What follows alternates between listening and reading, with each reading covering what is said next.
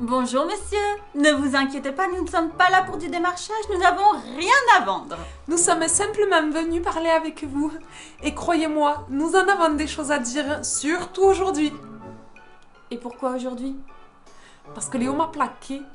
Ah, et pourquoi? Pour rien. Une excuse bidon.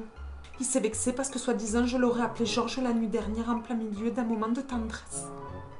De nature sexuelle. Tu veux dire qu'il n'a pas aimé que tu le confondes avec ton ex alors que vous faisiez l'amour? Tu as vraiment fait ça? Je sais pas. J'avais la tête ailleurs. Peut-être. Quoi qu'il en soit, monsieur, il est parti et il est parti. C'est ridicule, hein? Ah oui, il est vraiment très susceptible. Clairement. Et puis, il m'a sorti tout un speech comme quoi il avait l'impression que je ne l'acceptais pas comme il l'était. Que j'essayais trop de le changer. Une seconde, nous sommes à vous.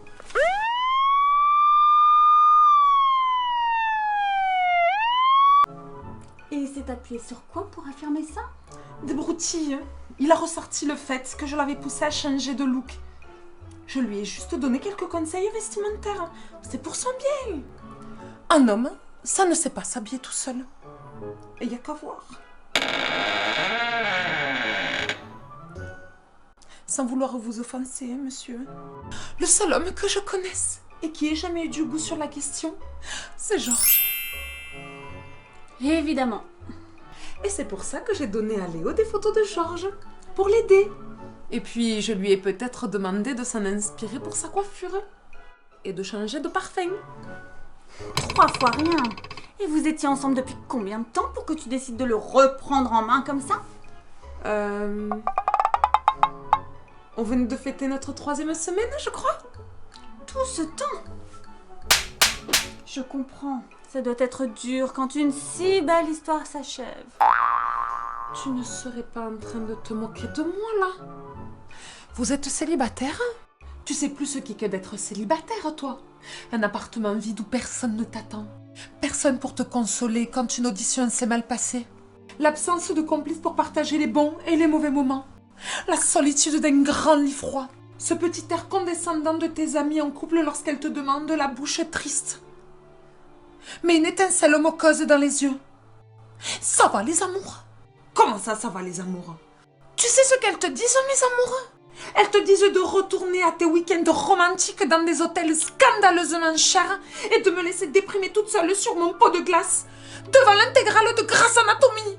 D'un point de vue purement statistique, la vie à deux, c'est au mieux 3% de week-end romantique. Et là, on en profite, on prend un max de photos. Et quand on rentre, on les met en ligne en narguant les amis, en leur laissant croire qu'on vit une vie fabuleuse. L'industrie de la glace vous en est reconnaissante.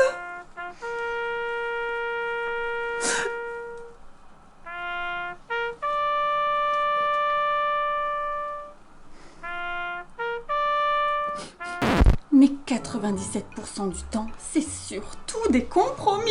C'est la gestion des habitudes insupportables de ces messieurs.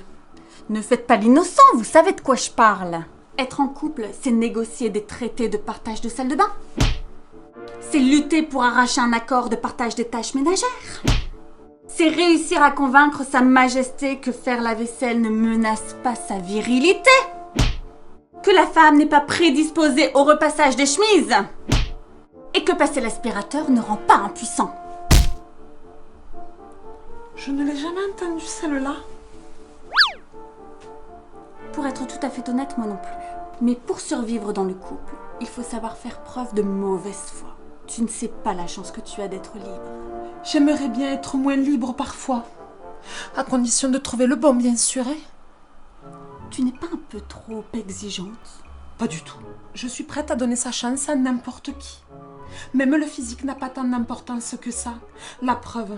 Monsieur, vous êtes célibataire? Bien sûr, il y aurait 2-3 choses à revoir sur votre look. Laissez-moi faire. Je sais exactement ce qu'on pourrait faire pour vous rendre un peu plus présentable. J'ai un ami coiffeur qui pourrait vous arranger cette vilaine tignasse comme je le veux. J'ai même une photo à vous montrer pour que vous puissiez savoir ce que j'ai en tête. Mais bien sûr, il va falloir m'inviter à dîner d'abord. Il y a ce restaurant où Georges m'emmenait. Je peux vous... Je crois que ça veut dire non.